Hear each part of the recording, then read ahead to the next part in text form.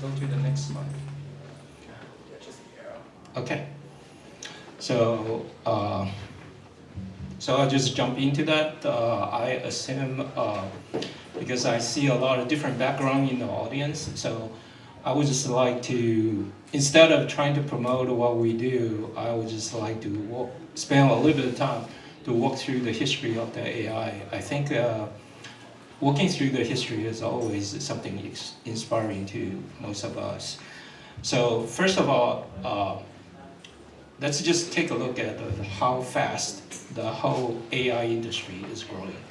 So if you look at the first paper of LLM, this is really the remarkable paper that generates the whole AI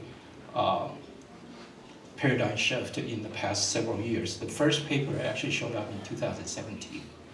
So it's not that far, that's that far along, right? But if you look at the first version of generic AI actually came up the next year. And then after that, 2022 really marks the big change of the AI industry because everybody started to know that there is something called ChatGPT, right? And then in the same year, a lot of stable diffusion come up. People start to see those cute pictures everywhere.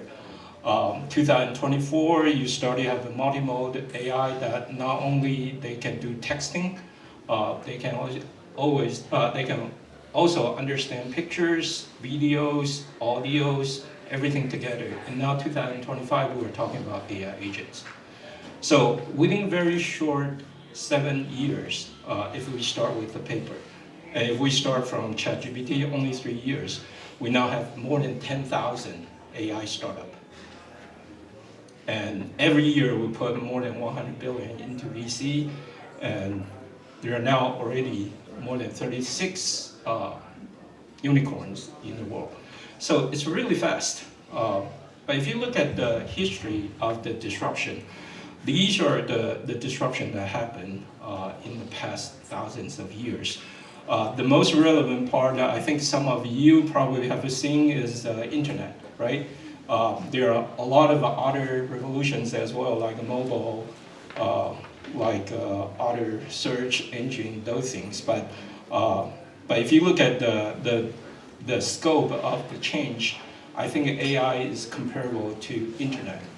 And that's actually a very interesting point that for a lot of you, if you're thinking, try to imagine what AI can do, I always tell people that look at the internet. In the very beginning of the internet, everybody is thinking, well, internet, what is the most useful thing of the internet? You guys are too young to remember, but the holy grail of the internet was video on demand. Because that's what people can imagine, what video on demand can do. But if you look at the internet today, it's not about video, it's not about audio, it's not about call, it's not about texting. It's about everything you do every day. So if you think about internet, in the very beginning, people are thinking, well, if you want to do internet, you have to do American Online, you have to do AT&T, build the infrastructure, and they will make a lot of money. And AT&T thought so, but it didn't turn out that way. At the end, internet enabled thousands or millions of startups that use internet as the product. Not use internet as the infrastructure, not internet as the product. So if you look at this, by thinking about the AI, this is something very similar to internet. You have to put billions to build an AI model before you can turn the AI into inferencing. And then inferencing is the one that's going to make money. Why do people put billions into the model? Because they are hoping they will be the ones that can do the inferencing. It's just like in the very beginning, when AT&T is laying thousands of, tens of thousands of cables across the world, they're thinking they will be the one that collecting the monthly fee from the end users. But if you think about it now, who is the biggest company in the world? It's not AT&T. Google, Microsoft, Amazon, even some of the companies like Netflix, right? the things you use every day is actually collecting money. So we are actually going through the same paradigm shift, and a lot of people are thinking the old model. So I'm hoping that this will give you a little bit idea of what AI is going to do. But if you look at the cost of the training, right? So let's take a look at the cost of training. This is the analysis that we have done from, not we have done, you can find it on the internet, from 2017 to 2024. So in the good old days, the first model, you only take $1,000 to train. Never come back anymore. So if you look at the way it works in 2022, well actually, one remarkable one is GPT-3. So if you look at the GPT-3, at that time, people were shocked that training a model took $4 million. 2020, GPT-3 took $4 million. 2022, GPT-4 took more than 70 million. And then 2023, Gemini, almost 200 million. You can see the cost keep going up every year, right? Interesting. And now, how do they make money? This is the inferencing price over the years. From 2023, this is 2023, after investing billions into modeling, now with the inferencing, and I want to remind everyone, if you look at the left side, it's not linear, it's actually logic. So which means that over the 2 years, the price of the inferencing dropped 100x, meaning that 99% discount now. How do you sustain this business? You can't. Your costs keep going up. Your price keep going down. The user base will continue to grow, but you still cannot turn profit. So what's going to happen? What's going to happen is very nature. You see this AI modeling is converging.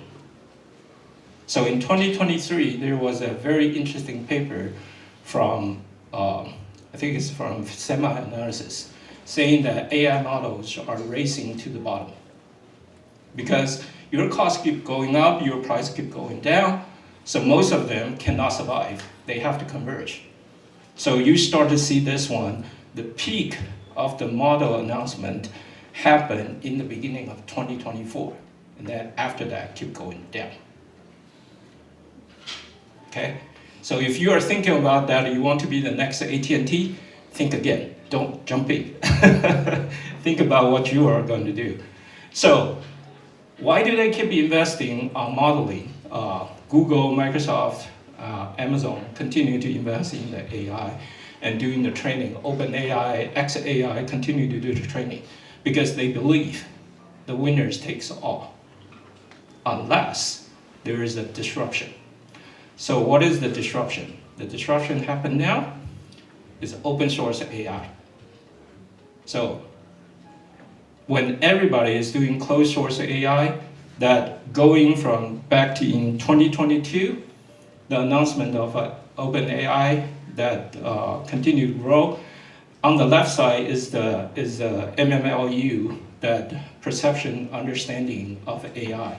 So if you look at the closed source and open source, the open source one didn't happen until mid of 2023.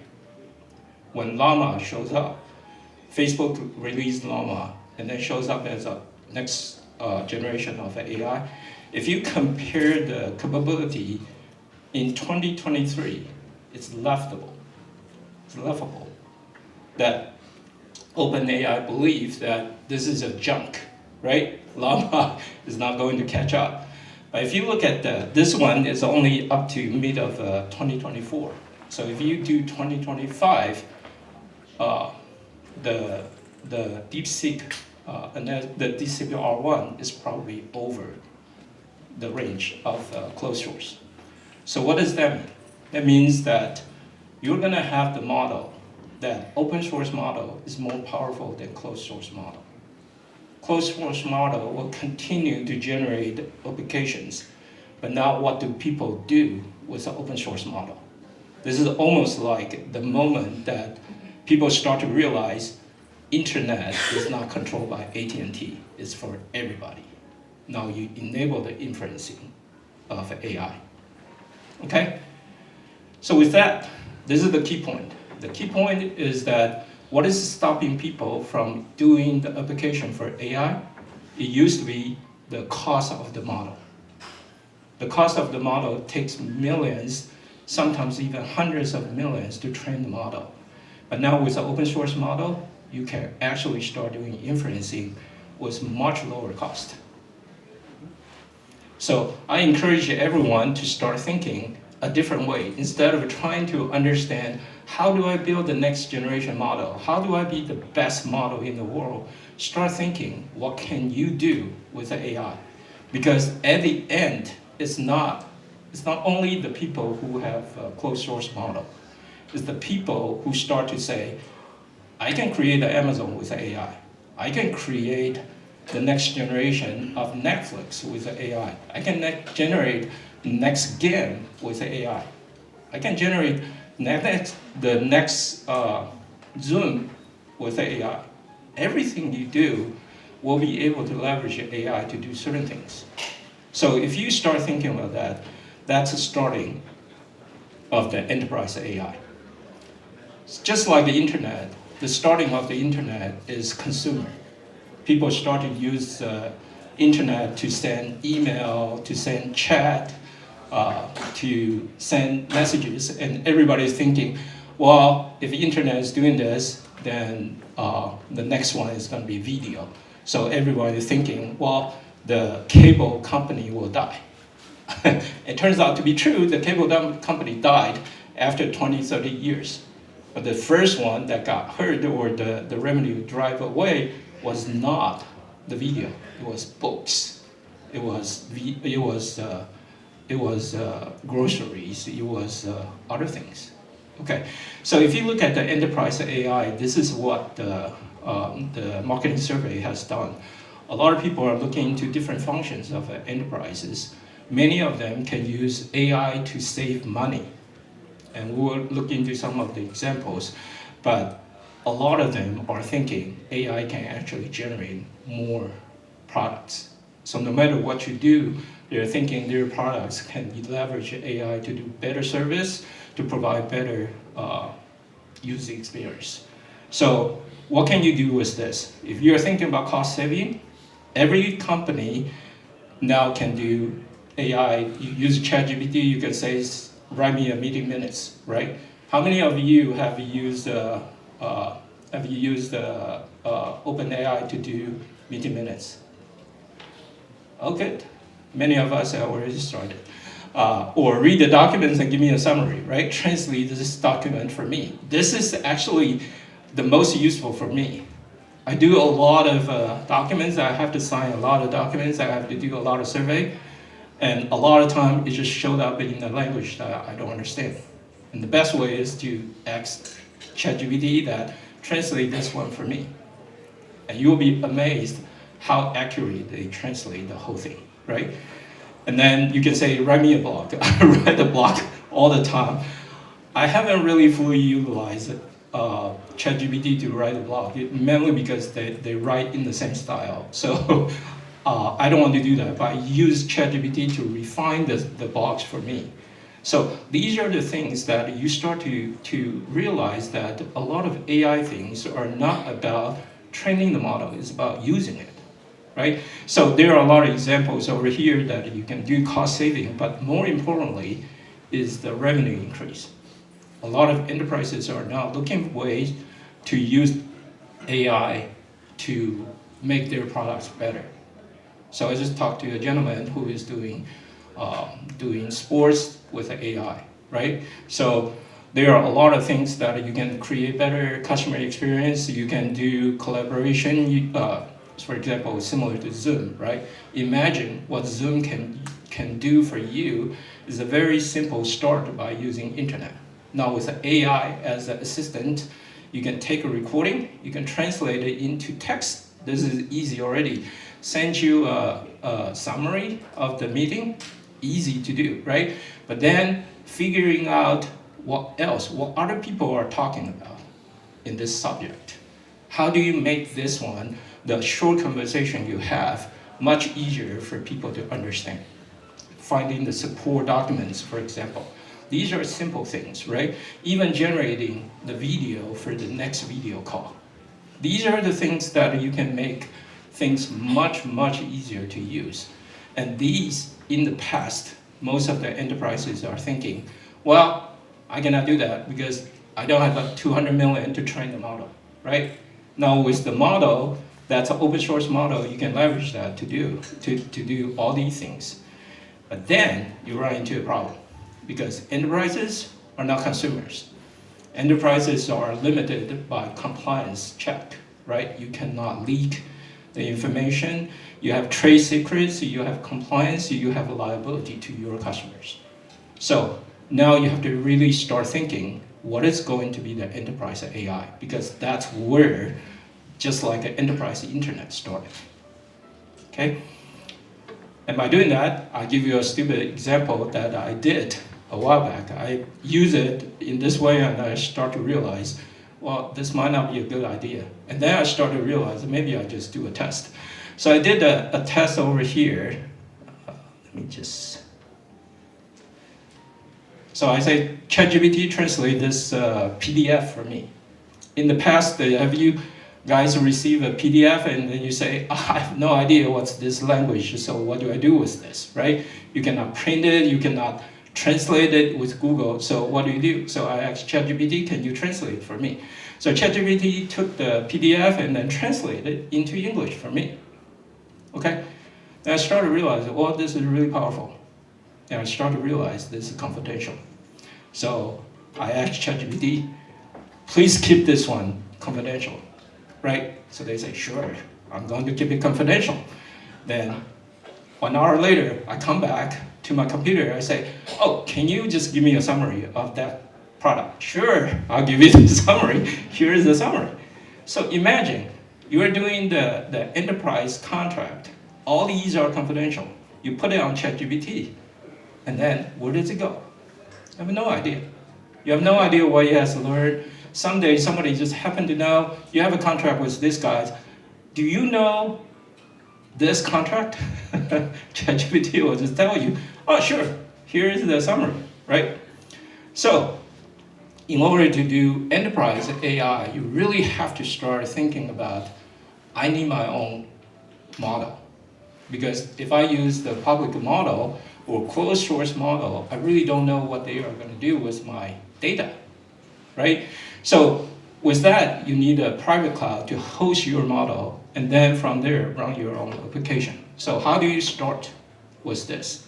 Most of the people don't really thinking this is going to be really difficult, so forget it. I'm going to learn and I'm going to watch, but the best way to get started is to get started. So you can choose a reliable on-demand private cloud. So that's what we do, and a little bit commercial at the end. Yeah, the thing we provide is an AI-ready stack. So you don't have to set up your own GPU, you don't have to run your own stack, you don't have to tune your InfiniBand, you don't have to tune your Rock V2. Rock. Well, it's not a big audience, I guess. I can just reset. Well, oh, on the right side.